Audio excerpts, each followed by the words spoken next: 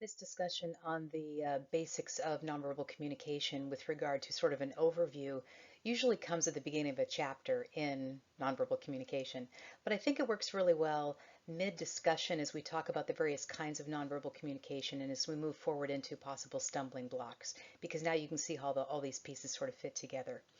So to briefly go over what we talked about in class the other day, nonverbal communication is broken down into four big categories. The first big category is what's called body movements. The technical term is kinesics, and it refers to things like gesture, postures, touch, facial expression, and eye contact are all considered body movement. Another big category is what's called paralanguage, and paralanguage is what you do as you're saying the words. So para sort of meaning around, it means literally what's going on as the words are coming out of your mouth. And that would include, of course, tone of voice, your volume, your rate, your inflection, your accent, and also silence. So the lack of saying anything is also considered paralanguage. Other things like burping, belching, hiccuping would also be considered paralanguage. The third main category is physical appearance, and this would include overall attractiveness, which is obviously culture specific. It would also include body shape. It would include, perceived gender. It would also include clothing and artifacts and perceived ability or challenges to physical ability would all be considered physical appearance. And finally, the environment. Now, the environment means more than just the actual environment that we're in. Of course, that is one of the aspects of it is our physical environment. And you saw that earlier in the context discussion that the physical environment plays a part in how we communicate.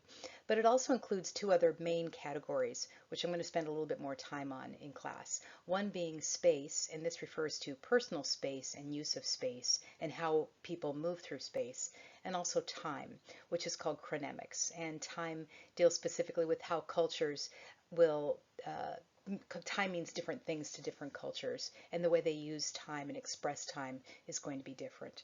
So all of that we talked about the other day. This is a quick review of. And this is where I left off the other day when I said there's a couple of things I think are really important to know. These would be quiz-worthy kinds of things to know. And so I wanted to put them in a separate slide in a discussion. So the question becomes, why is this important? Isn't, what we say everything? We say what we mean what we say, and, that seems to be pretty clear, right? Well, no, because when the verbal and the nonverbal messages disagree with each other, or when they're not in sync with each other, we tend to defer to the nonverbal meaning.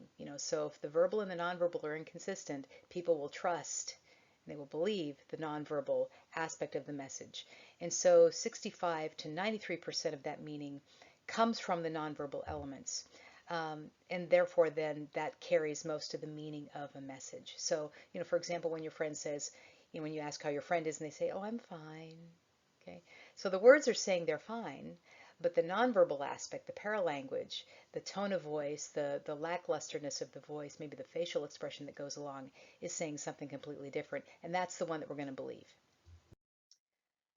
All right, so moving into some characteristics of nonverbal communication. And again, this is overview stuff, but I think works really well now that we've talked about communication for a little bit. I'll probably keep it this way in other lectures. The first is that nonverbal communication carries the relationship level meaning. In other words, the words are simply the words, but the way we attribute meaning to those is based on the relationship that we have. And that's usually carried by the nonverbal elements. So if I don't know somebody, if I'm, in a restaurant or whatever, and someone opens a door, and I say, hey, could you shut the door? The way I say that, kind of politely and sort of calmly, means that I may not know this person. Whereas if it's a small child and they keep leaving the door open, my tone may be a little bit different. And so that's going to carry the meaning of the relationship. And we can tell what our relationship is about or where it is in terms of its overall healthiness, but by how people respond to us nonverbally. If all of a sudden they're more silent, then we know, oh, something might be up. It might be other things, but it might be that something is up. If someone changes from a very kind of warm tone to a very cold tone and very brief and clipped language, then we know that we're in a little bit of trouble. Nonverbal communication can be unintentionally sent, and this kind of goes back to the model of communication where I said messages can be unintentionally sent. And it certainly is that the actual words can be unintentionally sent, but many times it's the nonverbal part of the message that gets unintentionally sent. We didn't mean to do that, or we didn't mean to say it to a particular kind of person. So it's much less controllable than the actual words coming out of your mouth because you have to think of them, and then you have to formulate them, and then they come out. But nonverbally, many times we're not in control of those things. Nonverbal communication is also considered continuous. So unlike verbal communication where there's a beginning and an end, I've got my sentence and there it goes out of my mouth and it's done. Nonverbal communication is continuous. We're always communicating. This goes back to that communication imperative that we cannot not communicate because I'm always doing something. If I'm in a room by myself, I'm communicating something to someone in the house. Or to people outside. And non-verbally, we're always doing something, and people are always perceiving us, so it's always continuous. And also nonverbal communication shows up in clusters.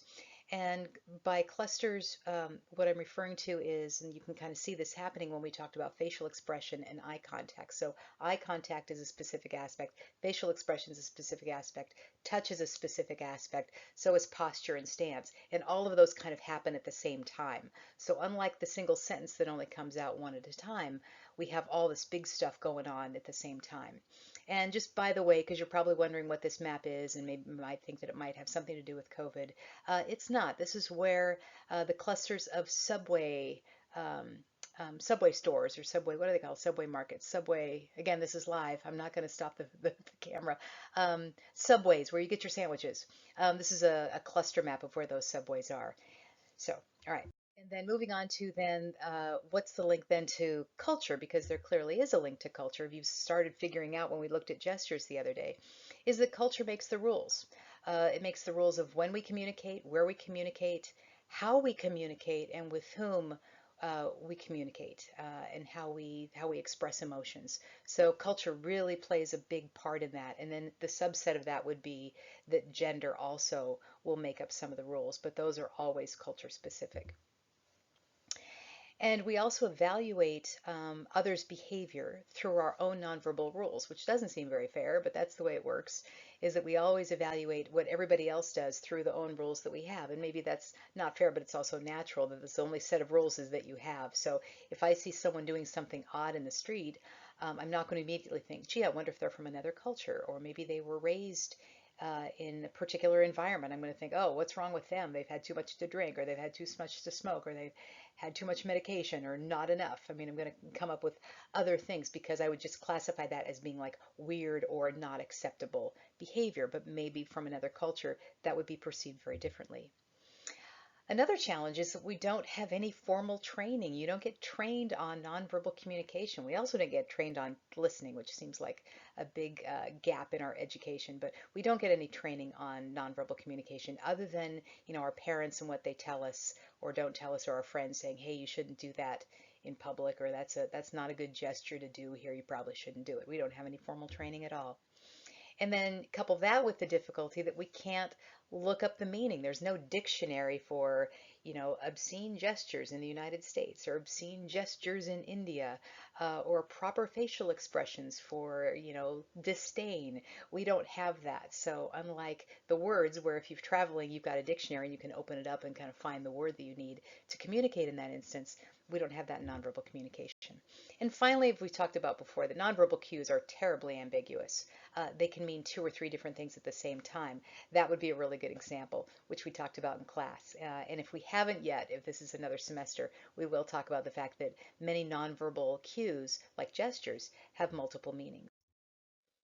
So this brings me down to the last slide, which is, all of this that you looked at on this last slide leads to what we're going to go into detail in, which is stumbling blocks. And it's not that there are big errors and mistakes, but we have stumbling blocks, just like we have culture bumps. When we go to another culture, we also have stumbling blocks in nonverbal communication. And so that will be the next big chunk of material in the next section.